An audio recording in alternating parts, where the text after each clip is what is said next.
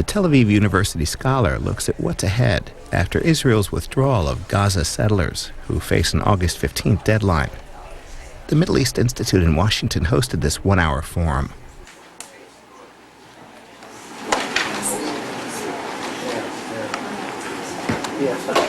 Good afternoon, everyone. I'm Clayton Swisher, Director of Programs, and I'd like to welcome everyone to the Middle East Institute, America's oldest nonprofit, which has served since its founding in 1946 as an important conduit for information and dialogue between Middle Eastern nations, policymakers, organizations, and most importantly, the American public. First, some housekeeping issues. Out of courtesy to our speaker, I'd like to remind everyone to please silence any cell phones. Having been a student of Dr. Klieman's, I can attest that it might send him high and right. Second, I'd like to thank those of you in the audience who are MEI members for your continued support for our organization. And for those of you becoming newly acquainted with us, I'd like to encourage you all to join. In addition to gaining access to events such as these, MEI members receive discounted tuition through our language department, which offers Hebrew, Arabic, Farsi, and Turkish. In addition to usage of our extensive library, subscription to our scholarly publication, the MEI Journal, and the monthly MEI Bulletin, which keeps members current on all major issues within our mandate.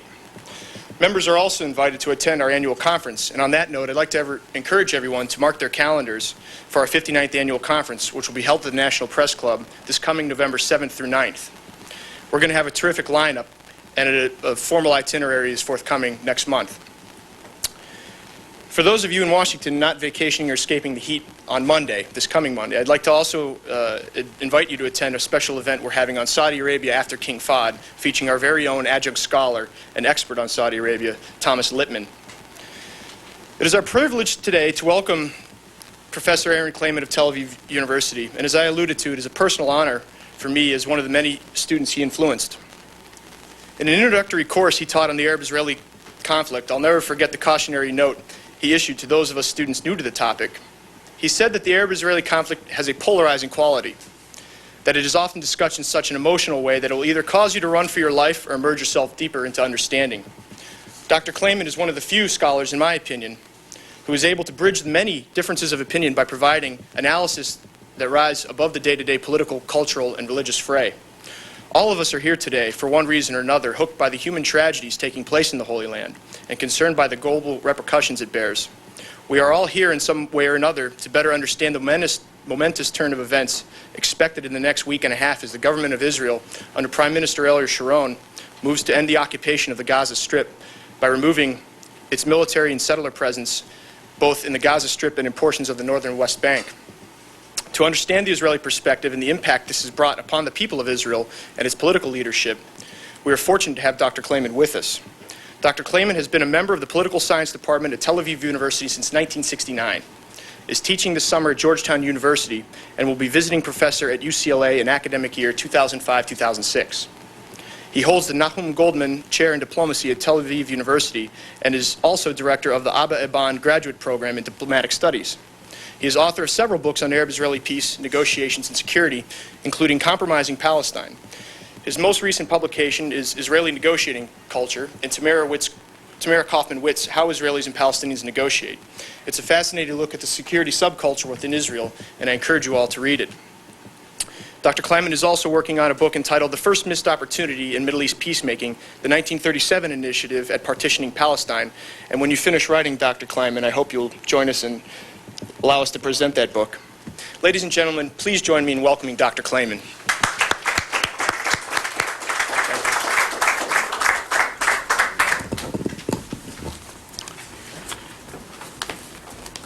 If I may be permitted a very brief personal note, I have a sense that this is a generational thing for me. Having done my MA work with Professor J.C. Hurwitz at Columbia University, and my PhD under Professor Majid Khadouri, just nearby at SAIS, it is especially gratifying to be here at the Middle East Institute. And for the invitation and the opportunity, I also want to thank Clayton, and who was generous enough to emphasize he had been a student of mine. So it's, for me, this is like a linking between three generations around the Middle East Institute. However, I don't intend to dwell nostalgically on the past. Only 2 weeks from the August 17th Gaza disengagement, I want to focus, together with you, on the present and longer-term prospects.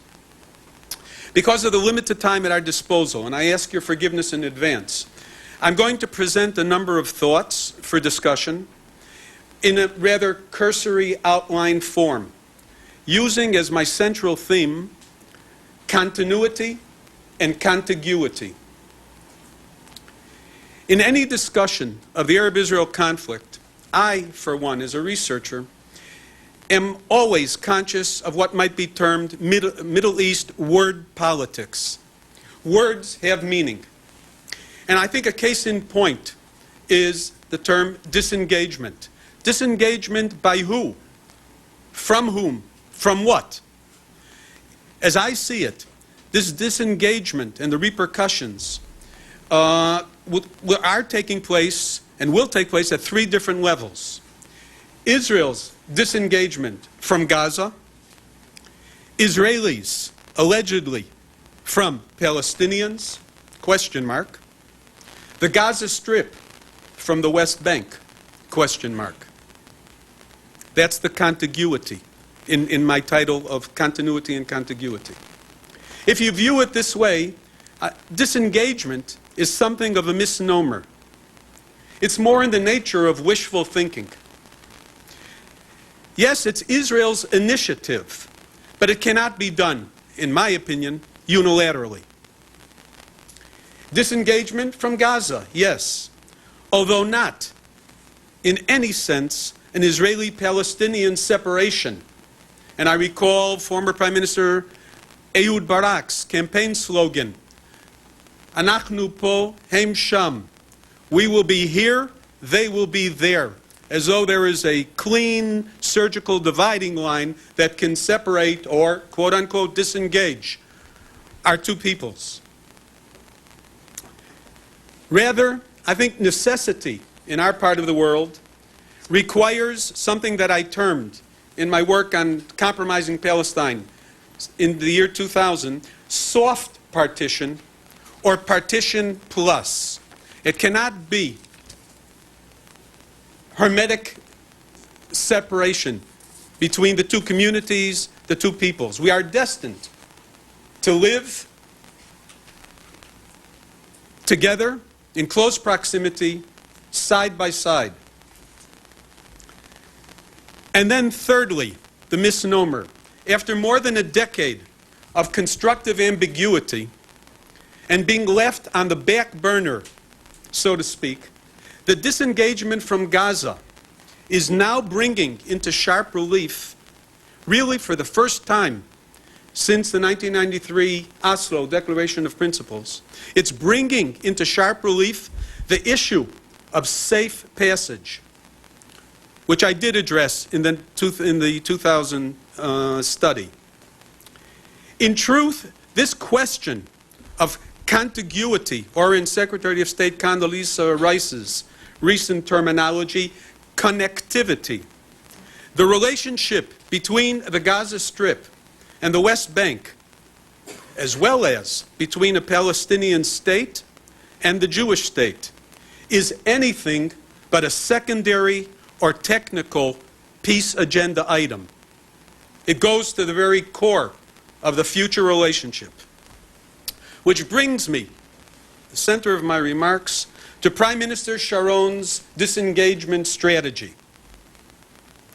I lay no pretense to having any particular insight into his thinking, so what follows is one researcher's interpretation, and that's what I was asked to present, an Israeli perspective on the Sharon disengagement. As I see it, the outcome of the current move will depend, really, on a combination of factors. A, the Sharon vision, his concept of where this takes Israel and the Palestinians. This, Sharon's vision, in contrast to the Bush vision of 24 June 2002. The second determinant is Israeli domestic politics. The anti-disengagement movement, and whether in Israel, too, like in so much of Middle Eastern politics, it will be the extremists that lead or the pragmatists. So the Israeli domestic politics cannot be minimized or overlooked. And then the third, which completes the three determinants, the Palestinian reaction just prior to and immediately following August 17th, and the extent to which there will or will not be Israeli-Palestinian coordination. Here, let me offer a brief, but I'd like to hope conceptually useful note engaging the first and second factors, Sharon and Israeli politics. In some ways, it's like a pattern in American presidential politics, the transition from one president, one administration to another. There is a certain pattern, blending continuity in American foreign policy with distancing the incoming president's determination to be his own man and to distance himself from the previous administration, particularly if it is a switch from Democratic to Republican or vice versa. Continuity and distancing. I want to attempt, for the first time at least with you, to apply this to the case of Israel as an international and regional state actor. If we would only compare former prime ministers Yitzhak Shamir, Yitzhak Rabin, Binyamin Bibi Netanyahu, Ehud Barak, and the incumbent Ariel Sharon. There are certain signposts of continuity, like links in the chain. Among them, let me just mention 4 or 5 similarities between these prime ministers and governments. The first, reservations about true Palestinian Arab intentions. Second, the primacy of national security. Israel's perceived security dilemmas, now and over the horizon. Third, for all of them, the importance of American United States understanding and support.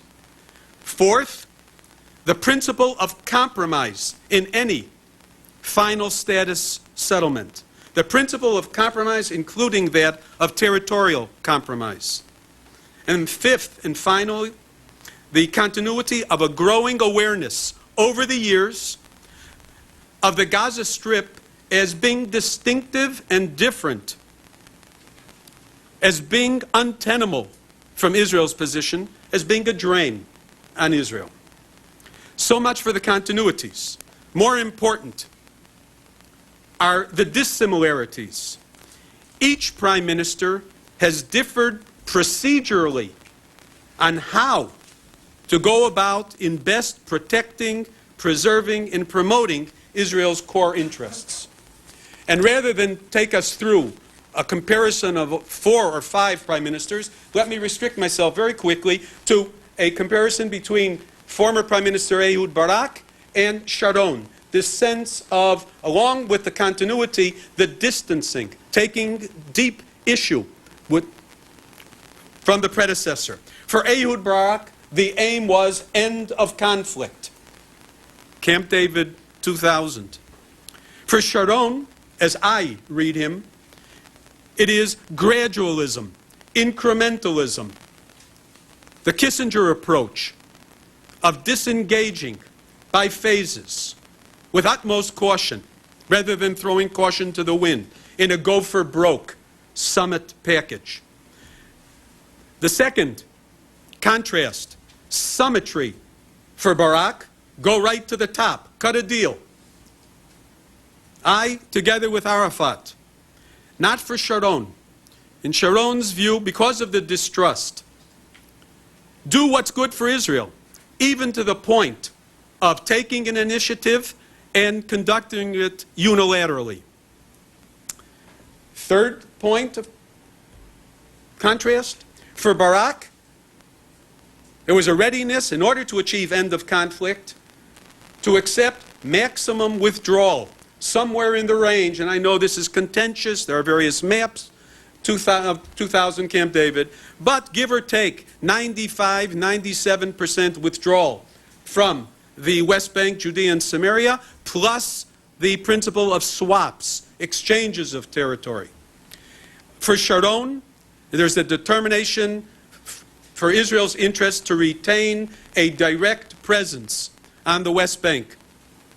And then fourth contrast, and with that I'll rest my case, Sharon, Barak viewed the safe passage issue, the question of the connection between the two wings, the Gaza Strip and the West Bank, as merely technical, tactical, to be worked out.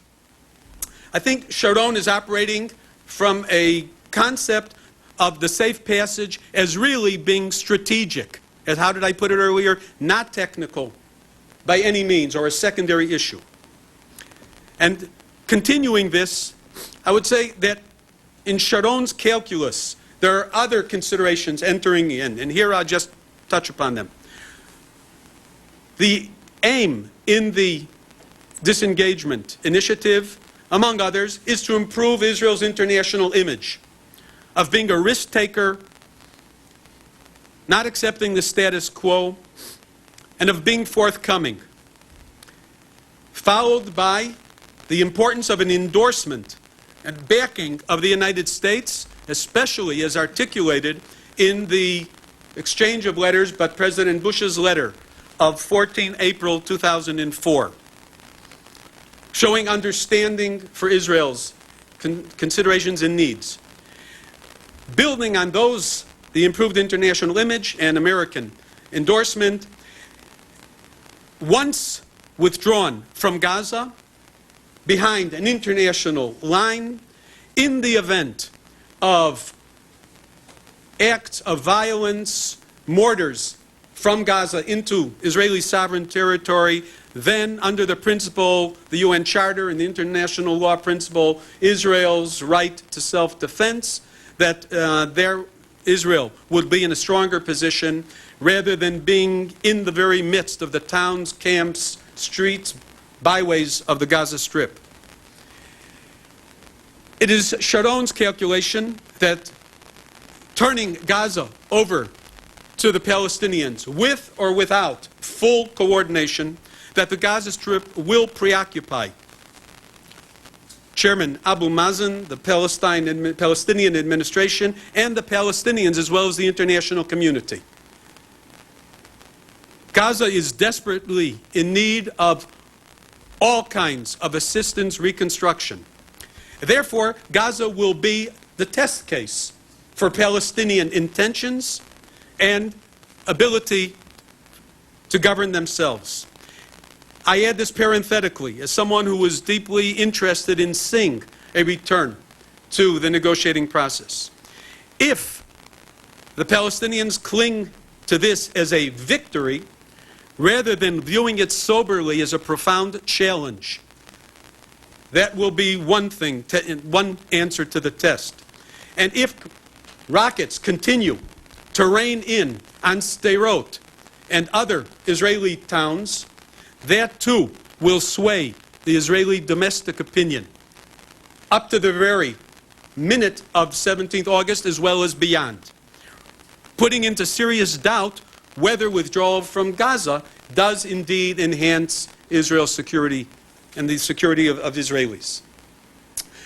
As part of the test, it will be then Israel's position to insist upon the Palestinians fulfilling the Bush vision and the roadmap conditions. The Palestinian obligations, I think we all know them: dismantling terrorism, ending inflammatory verbal attacks against Israel, handling its own security, institutional reforms, and the like. Now, one of two scenarios. If Abu Mazen and the Palestinian Authority fail, then the peace process will be arrested, will not go forward. Israel will have extricated itself from the Gaza Strip, as well as decouple, in potential, decouple the Gaza Strip from the West Bank. Sharon looking at it in strategic, geographical, territorial terms. In which case, not only will the peace process be arrested, but also, if Abu Mazen and the Palestinian Authority fail, then the peace process will be arrested, will not go forward. Israel will have extricated itself from the Gaza Strip, as well as decouple, in potential, geographical, territorial terms. In which case, not only will the peace process be arrested, but also, the evolution into Palestinian self-government and sovereignty, because then there could emerge a situation of Gaza as Palestine, being comparable to the Palestinian state, with Israel concentrating on Judea and Samaria and deepening that presence. However, second scenario, if the Palestinians fulfill their part of the preconditions and the roadmap, if they are capable of governing the Gaza Strip, then proceed with the roadmap, which could result, depending upon the negotiations, in a bifurcated state. It sounds like a highfalutin term, bifurcated state in which the Gaza Strip and the West Bank, I don't know anything else about the potential Palestinian state, its economy, society, government, etc. One thing I can tell you is that it will be a bifurcated state. It will be divided into two separate, remote, in Middle East terms, some 35, 40 kilometers between the Gaza Strip and the West Bank, and therefore the question of the link, and that will be dependent upon Israel's consent and cooperation. That is the whole safe passage road issue. And if a bifurcated state, reopening, as remote as it may seem to those of you in the audience, reopening, if the Palestinians are restricted to the Gaza Strip, reopening what we used to know in the 70s and 80s as the Jordanian option, some enhanced role for Jordan and King Abdullah II on the West Bank. Just a few moments about Israel's domestic front. I was asked to relate to that as well, which is virtually an entire separate issue, but 1 or 2 points. I don't think there can as of the 4th of August, there can any longer be any doubt as to Sharon's commitment to the disengagement plan. There was much speculation in recent months, whether this is just a ploy, whether this has Sharon really done a 180-degree switch, the settlements, etc. Nor is there any question about his determination and resolve. But it doesn't depend upon Sharon alone, as crafty and as politically astute as he may be. He is not a free agent, and he is incurring risks on 2 fronts, at home with the Israeli public and vis-a-vis the Palestinian Authority. Because if this is to work and introduce an entire new balance of forces, a new situation, a period of mutual testing, then much will depend upon the Palestinian Authority. With regard to the anti-disengagement camp in Israel, like any camp, it really is very diverse and comprised of a number of different groups. I'll subdivide them, for the sake of simplicity, into 2. Whatever else, do not disparage the genuine anguish among anti-disengagement protesters.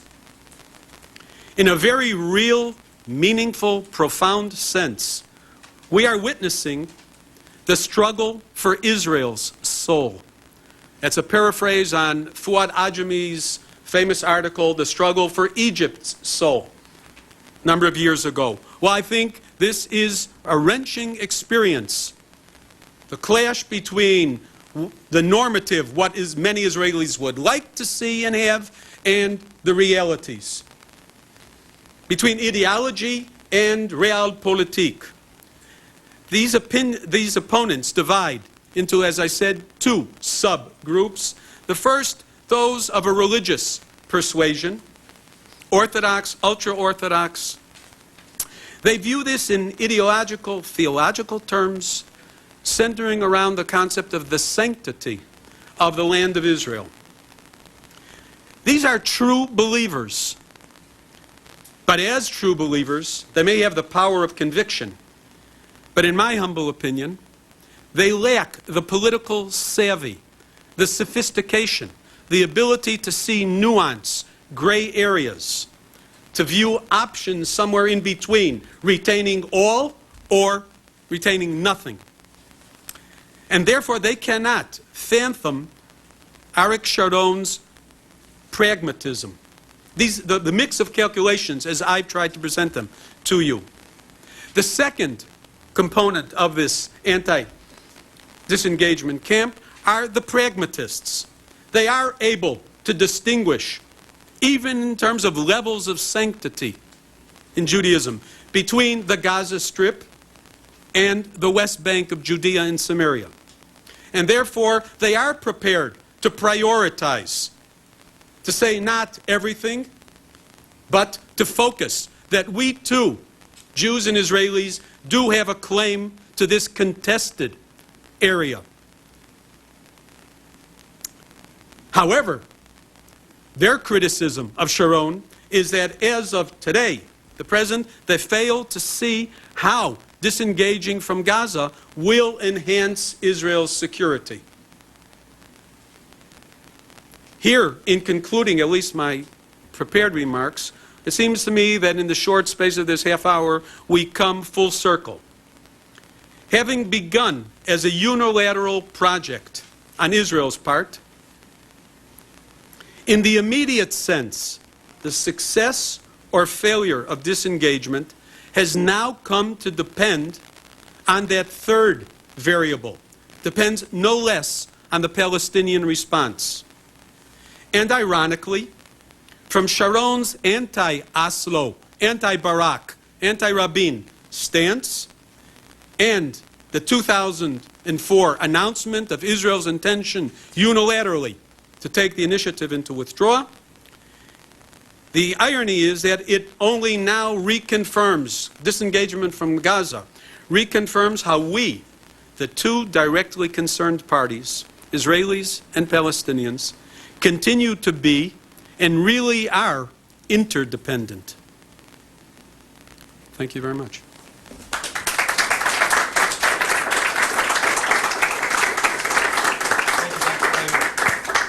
We're going to now take some questions, but I'd first like to pose the first one, if I might. I was recently in the Gaza Strip this summer, and I could tell that the sense among many Palestinians there was that before the disengagement takes place, if there's any provocations across the border, that the Sharon government intends to go in with a massive military hand and sort of teach the Palestinians a lesson, if you will, that this should not be looked upon as a victory, as sort of Hezbollah did after the withdrawal from Lebanon. I'm wondering if you think the settler minority, the anti-disengagement camp, the ones wearing orange, if we could expect in the next coming weeks them to sort of try and provoke this sort of confrontation by firing on Palestinians, or in another way, can we expect this disengagement camp to fire on fellow Israelis? Well, as all of us who live or study the Middle East know, you must always leave room for the unanticipated, for the unexpected, for the uncontrolled. Why wait until after August 17th? There have been many voices urging Sharon to respond already now. Perhaps one last show, demonstration of force, and go in and clean it out. For whatever reasons, he has resisted yielding to that kind of public pressure. Clearly, Israel would prefer not to. What happens after August 17th is, how did I put it? It's a whole new game. It will depend on both. I don't carry a brief for the government of Israel. I just know that a great deal of resources, energies are being expended to try to prevent that kind of situation where, yes, we too have our extremists, our crazies, irrational, one last desperate effort, one personal gesture, but to do everything possible to make sure that that doesn't happen. And it's a cat and mouse game, as you're reading and seeing on television, I'm sure, in trying to close off the Gaza Strip and prevent the anti-disengagement activists from penetrating and making a last stand on the Gaza Strip. It's going to be a very heated summer for all of us, whether here in Washington or along the Gaza Strip demarcation line. Your questions. Michael Dunn, please. Yes, Michael. Just an opportunity to acknowledge Thank you. Ahron, putting on your hat as a diplomatic historian for a moment here, can you comment a little bit about the Egyptian role and the role as envisioned by Israel for Egypt here? Because we're seeing Egyptian border troops coming back to the Israeli and Palestinian borders for the first time since the demilitarization of Sinai, and this has received almost no attention in this country. I know it's received a bit more in Israel, but I wondered if you could comment on that a little bit. Yes, to be sure. I would like to link it to one of the points I made, and that is the continuities among Israeli governments and leaders, and that is the insecurity dilemma. Israel lives with these insecurities and the uncertainties for all its military prowess and capabilities, etc. And that is, just view it in terms of the 1979 treaty. What Israel has been negotiating, discussing with counterparts in Cairo is inviting the Egyptians to basically resume a military presence and positions in contravention of the 1979 treaty. And there have been voices, including really responsible people. Dave Kimche, the former Director General of the Ministry of Foreign Affairs. These are not ideologists. These are people who are concerned. What are we doing? Are we opening a Pandora's box? How do we really know after Mubarak? How do we know whether Egypt really will continue to abide by the letter and spirit of the treaty? Not a hot peace, but a cold peace. And that the Egyptians will play fair game with us in the sense of their interest too lies in maintaining security along these border crossings. Philadelphia passage from the Gaza Strip into Egypt, preventing smuggling, guns, drugs, etc. So that here you have a triangulation of interests, basically. And so between the Palestinians, the Egyptians, and the Israelis. Because this too, from an Egyptian standpoint, could become awkward in friction between the Palestinian Authority and the Egyptians if they do clamp down and really maintain tight control. So Israel feels that it is taking a chance, a risk here. It is one of the least remarked upon demonstrations of Israel's commitment, that this is really genuine. To invite Egyptian presence, which can always be enhanced, enlarged, as part of the disengagement. Here is an opportunity for all of us to demonstrate a modicum of goodwill. I know it's the Middle East and it's the Arab-Israel conflict. That's a commodity which we're very short of. But that the Egyptians do have a positive role to play, if they will perceive of it as such, then it will be a, excuse me, a positive contributing factor. Take a question from MBI Vice President Ambassador Mack. I'm David Mack from the Middle East Institute. To what extent is Ariel Sharon's strategy based on his growing realization that if Jews are not already a minority between the Mediterranean and the Jordanian River, they will become so in a very short period of time? I haven't followed that particular point. He's expressed himself on a number of occasions in vague terms, saying that he doesn't really abide by that thesis, that he's not afraid of the demography. But by anybody's count, disengaging from 1.3, 1.4 million Palestinians cramped together in the Gaza Strip, and thereby changes the population equation. If you only then restrict it to Israel proper and the West Bank. That in terms of the Palestinian Arab population, that putting them in a separate category, a separate entity, affects the demographic balance. Again, there's the imponderables. There are those who hold out the pious hope that the Jewish population will increase, influx of immigration, France, elsewhere, but only dealing with what we do know and not what is speculative. I think that he doesn't abide by that, press the panic button. Because then, the ultimate logic of that argument is that at no point will a Jewish state in any circumscribed bit of territory be able to maintain itself. If you view it demographically, Israel anywhere with 6-point-something million people, as opposed to the Arab peoples surrounding, in any territorial redivision. Oh, sorry. Thanks. Two questions. First, if you could just sort of give an overall, in the history of Israel's history, where this disengagement, how this compares to the Six-Day War and all the major, events. I mean, sort of how, give a perspective. It's not just for the religious right that it's a major deal, but sort of how Israel sees itself in its place.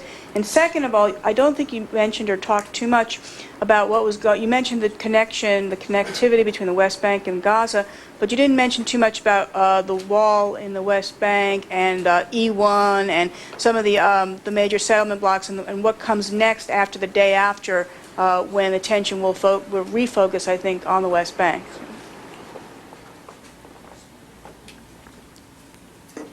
With regard to the first, sort of a survey history of Israel's relations with the Gaza Strip. I'm asking you to sort of sum it up, how momentous this is for Israel. You don't really follow this every day. All right, I'm not going to take it all the way back to 1947, 1949, Gaza. I began by emphasizing word politics, that we really should be more sensitive to terminology and without making mountains out of molehills, but words do convey certain ideas.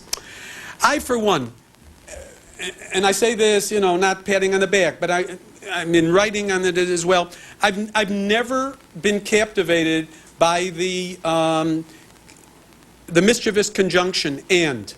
Gaza Strip, the West Bank and Gaza. As I say it, does that not evoke for you the idea? Like, Gaza is just a postscript. It's a PS. It's just an appendage and extension. As though they're inherently linked. By what? By societally, in terms of the Arab... they've had separate histories between 1948 and 1967. In terms of the societies, they're different. They have different ruling, contending, rival power structures between Gaza and the West Bank. They're different topographically, climatically. I've never really been swayed by this lumping them together. The West Bank and Gaza. I think it's an denigrating to the Gazan population with its particular needs, etc. It needs to be discussed on its own. So first of all, I've never perceived them as being one lump sum, but always distinctive. And so therefore, for me personally, it's much easier to see the natural justice and the wisdom of Sharon saying, disengage from Gaza, and then we'll need to deal, whether according to the roadmap, or unilaterally, or with the Palestinians bilaterally, with the West Bank, Judea, and Samaria. Secondly, little-known secret, Israeli leaders, and I'm glad that I took you through the paces by recalling, as going back as far as Shamir and even Begin, at the time of the Sadat Initiative. Israel had attempted on several occasions, formally and informally, through feelers and what would happen if, to try and entice Egypt into reclaiming responsibility for the Gaza Strip. And the Egyptians, wisely from their standpoint, said, thanks, but no thanks. They would not do it. And Israel tried it again in Oslo with Arafat suggesting, first we'll withdraw from Gaza and demonstrate. Again, it's deja vu. Then you will have an opportunity to demonstrate your administrative skills, state building, nation building, and then we'll go on. Phase two to the contested West Bank. And Arafat, of course, dismissed that categorically. And as a result, if you recall, 1994, 1995, the formula that was worked out is Gaza and Jericho first. So, meaning that, in contrary to those Israelis to say that giving up the Gaza Strip is a great sacrifice on Israel's part, all right? I happen to subscribe to the second group, which says that we are relieved of Gaza, and it becomes a Palestinian/international issue. And Israel does have responsibilities and acknowledges it in terms of the opening to the sea, the airport, question of one road, more roads, to the safe passage linking Gaza commercially to the West Bank.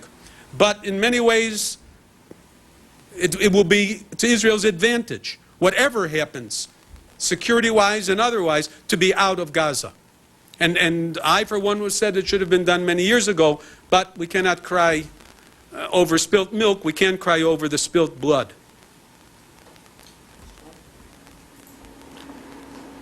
Mark Matthews with the Baltimore Sun. I'd like to ask about the accompanying withdrawal from the 4 settlements in the northern West Bank. Americans had expected that that part of the withdrawal would be accompanied by a fairly significant military withdrawal because Israel would no longer need to protect settlements up there. Now we learn that that military withdrawal may not happen. As an expert on Israeli negotiating strategy, do you think it will happen anytime soon? And what will happen? Pardon, excuse me for asking you. The military withdrawal from the area of the 4 settlements in the northern West Bank, and what assurances does Israel need for that to take place? I don't think Israel's asking any assurances from anybody. That too is on the calendar in terms of the withdrawal. But this is in connection, and I apologize because I really didn't address your second question, but let me try to link it, and that is about the security fence barrier. That withdrawing from those 4 settlements still exposes Israel to the west of those 4 settlements, Israelis to the south of it. So from the very beginning, it was patently clear that there would continue to be a security problem there, and that indeed is one of the purposes of this security barrier. So may I piggyback on that and say, people, really in any discussion, it is so important not only to be sophisticated about the nuances behind words, but also the map. And the map, what should have been apparent to any observer of the peace process back in 1993, Gaza and Jericho, Gaza and the West Bank, areas A, B, and C, all well and good, but any high school student looking at your basic outline map of the Middle East ought to have been perceptive enough to identify the potential for a real contentious issue on the mundane question of how, no longer Arafat, but how Abu Mazen or the Palestinian Authority and Palestinians get from the Gaza Strip in any future arrangement and settlement from the Gaza Strip to the West Bank and back and forward. So there is this question of contiguity between the 2 wings.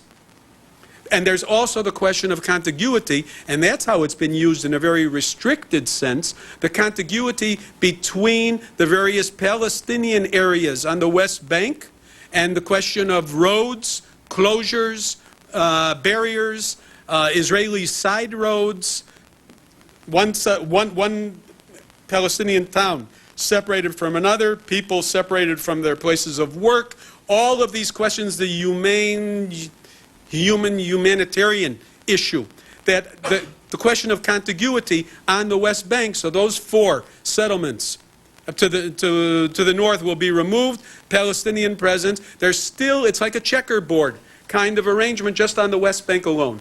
All I'm asking in coming weeks and months as you follow the evolution of this slow, painstakingly slow process of inching towards peace, that you do be aware of the facts on the ground, that there is no clean cut, that there is no disengagement of Israelis from Palestinians.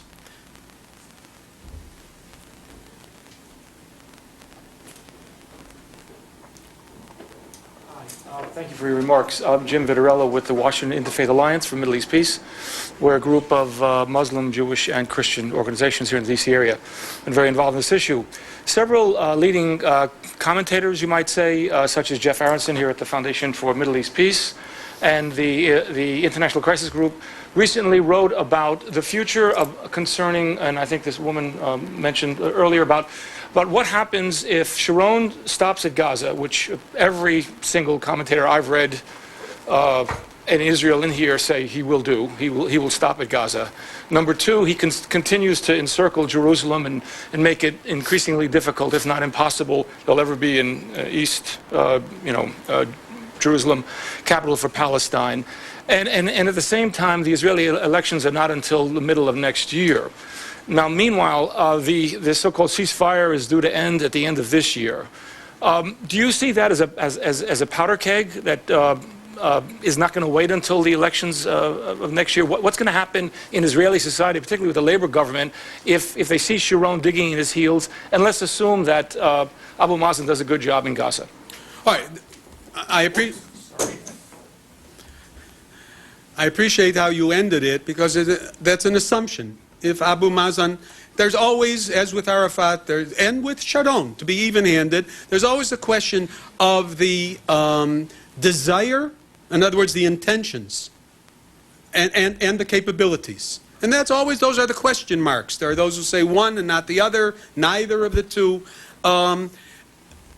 You're assuming a great deal. And I, for one, of course, hope that this time the Palestinians do not miss an opportunity. And both of us have had more than our share of missed opportunities. It's not a monopoly, if I use the term with respect to the Palestinians.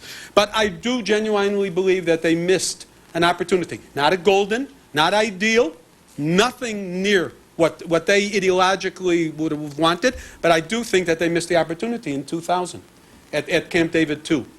And something that needs to be emphasized about Israel's presence in Israel's Israel. I think he would beg to differ with you, but we'll talk about that later. Israel's presence also. Time, there is nothing fault-free in the Arab-Israel conflict. You pay a price, and time is an ongoing factor. Time does not stand still, and so. Jerusalem, all of those issues. I'm not sure that it will be pressure from the Labour government, from the Labour component within the Sharon coalition government. Excuse me, but rather it will be, because this it's going to take time. I don't know how much time. No one is defining the incubation period or the testing period before one arrives at some basic conclusions about Abu Mazen, the Palestinian Authority, the structure, the security forces, and the ability to maintain responsibility for self-government and for security. In other words, there's going to be a lapse, it seems to me, before anyone really moves forward and presses for the next step. Yes, there will be international pressure, American statements as well, but I think it is legitimate. And Sharon is saying, all right, we've taken this major gamble, now we need to pause and see.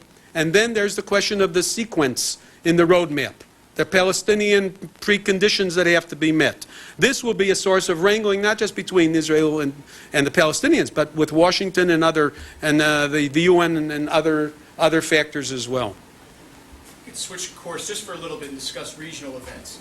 In Iraq, for example, many in Israel argued, or many here in Washington argued, that the Iraq war would, by overthrowing and deposing Saddam, would make Israel safer. Now, some believe, and in the security establishment, they said that it was necessary to keep the Jordan corridor, the west portion of the West Bank, in order to deflect the threat from the east, from Iraq. Well, now that Saddam is no longer in power, what's the sense in the Israeli security sector today that with the developments in Iraq? Is it more problematic, more of a threat? Is this going to usher in a period in the long term where Israel can next remove itself from the West Bank Jordan corridor? I think with respect to Iraq, I don't know how many of you are terribly complacent about the future prospects of Iraq. It's an open question. It's an unknown entity. I, for one, again, it's going to sound as though, but I despite the kippah and that, I like to be unorthodox in my political thinking, and out of the envelope, out of the box. And when the United States entered into Iraq, I said, from an Israeli standpoint, from an Israeli standpoint, and I'm a minority, it may be one, it's a no-win situation. If the United States succeeds beyond expectation, Israel is in and of the Middle East. We're there to stay. We are a player, a factor in Middle East affairs. We can't take any refuge anywhere. You know, in the clash of civilization, Samuel Huntington, in that eventuality, we're right there on the 50-yard line. We're right there in the middle. And therefore, in the first instance, if the United States succeeds admirably, that is, in terms of our neighbors, the Arab neighbors, that's yet another in the long litany of embarrassments, disgraces, exposing shortcomings, failures, that Iraq was not even able to defend itself, and Iraq isn't capable. Iraqis are capable of governing themselves. But on the other hand, at the other extreme, were the United States, and I speak as someone who very sensitive and involved in the U.S.-Israel relationship, that were the United States not to succeed in its multiple missions, not only stabilizing Iraq, apropos the recent headlines, but democratization and all the rest, that will be a major setback for the United States. And since the United States is one of the principal components in Israel's deterrent and strategic strategy, a setback for the United States would be a setback for Israel in terms of its credibility vis-a-vis the Arabs. So I don't take anything as final in Iraq. Were Iraq, another scenario people refuse to discuss. Were Iraqis refuse to be unification, and Iraq to break down, to be segmented and partitioned, then that too opens up an uncertainty on not only Israel's eastern border, but also Jordan's. And the Israel-Jordanian relationship, as we all know by now, is a very sensitive, very strong one. Two comparatively small, weak states in a tacit kind of mutual security regime. So as Clayton has read my chapter and quoted in this book on how Israeli-Palestinians negotiate, there I dwelt on the Israeli military and the security. They're always going to see, if one problem's solved, they're going to see that there's another threat looming just over the horizon. Maybe that's professionalism, maybe that's what they get paid for, is always thinking in terms of worst-case scenarios. And so therefore there still will be uncertainty on Israel's eastern border. And I end this response to that question. Please appreciate that the rationale for Israel's presence on the West Bank is not only the security argument, but it is also the national religious principle that there are two claimants to the disputed territory on the West Bank. There are two claimants. And as a student, I was asked to be a historian as a student of the long Palestine tragedy, the Arab-Israel conflict, however you word it, it reverberates, the words reverberate across the decades. The Peel Commission report of 1937, which already then perceptively defined the problem as a clash of right with right. We have time for maybe one or two more questions. Go to this gentleman up here. I just wanted, my name is Omar Al-Ghazi, I'm from the Middle East Institute, to talk more about the settlements. When you compared the different Israeli prime ministers and how they differed on certain topics, how do you see their differences and similarities regarding the building of settlements, and how would you relate that to the disengagement from Gaza? Good. There are some nuances in the different governments and prime ministers. With varying degrees of enthusiasm or conviction, each of them started from the premise that, once again, I'm repeating myself, but that Israel and the Jewish people do have a claim. Whether it's asserted now or in the future, this is the pragmatism. Right? But, and secondly, all of them, for whatever domestic, political, coalition, or ideological reasons, yielded to pressures from the settler movement that politics, just like nature, abhors a vacuum, and that these territories which came into Israel's possession in 1967, that you just cannot leave them as just steady state, that life goes on, that there is a dynamic. The Gush Etzion bloc, here you then have to speak about particular ones. The Gush Etzion bloc, this was land which had been purchased by Zionists before 1947, 48. They were settlements which were in situ, which were there, flourishing. And then, as part of the 1948 fighting, Abdullah's Arab Legion took over the settlements. And so, immediately after 1967, children of those who had been the original settlers stepped forward, asking permission to be able to return home. Not new settlements, but rebuild. And so there you had the dynamic of the Gush Etzion bloc of settlements. So that all the prime ministers, with varying degrees of enthusiasm, lent their signature and their name to various building projects. Final question, right here, if you can I'll be very quick. This gets pretty direct, actually. There's been an effort.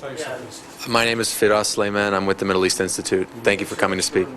Okay, my question is very direct. There's been an effort in the United Nations and in the international community to come to a consensus on the definition of terrorism. In your view, do you feel that Palestinian resistance to Israeli occupation falls under the realm of international terrorism or terrorism? Thank you. A direct question deserves a direct answer.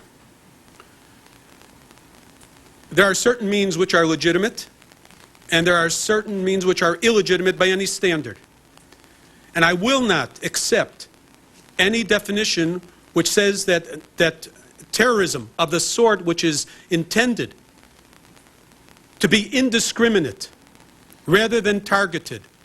Had the Palestinians restricted themselves to soldiers in uniform, military, and I'm saying this painfully conscious of the fact, my own sons, that is one level, 1 degree of resistance. But to walk into a shopping market and to explode, detonate yourself, knowing in front of your eyes that there are grandmothers, mothers, baby carriages, I, as a Jew, as a human being, cannot contemplate it. And I cannot rationalize it. So I'm not making a blanket statement. My niece was killed. So you'll forgive me if I'm no longer wearing the hat of the academic. And I'm answering you directly. I will not tolerate that on the part of any Israeli Jew. It is a stain on Judaism. Baruch Goldstein in Hebron is unacceptable. There have to be certain rules of the game.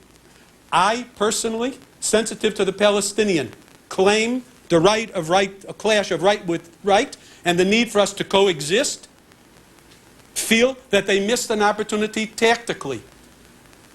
Sort of the passive resistance at the beginning of the 1987 Intifada, making an impact on Israeli public opinion. Those of us who are in the middle, those of us who are not true believers, but are desperately looking for some way of ending the vicious cycle. They would have picked up points, even with Israeli public.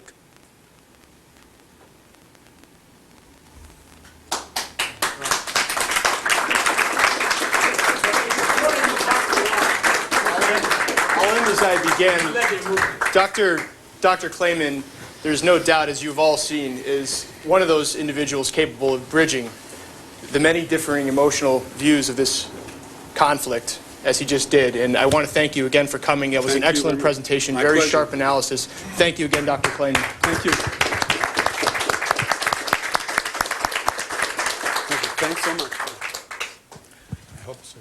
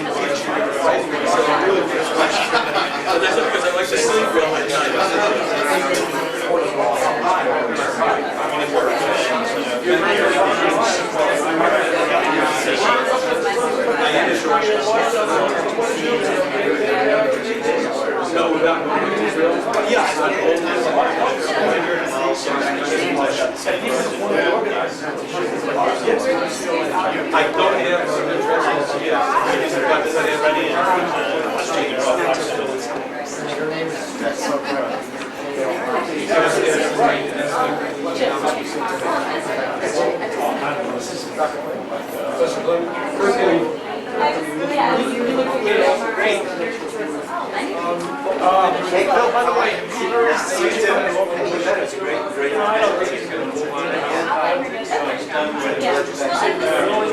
great.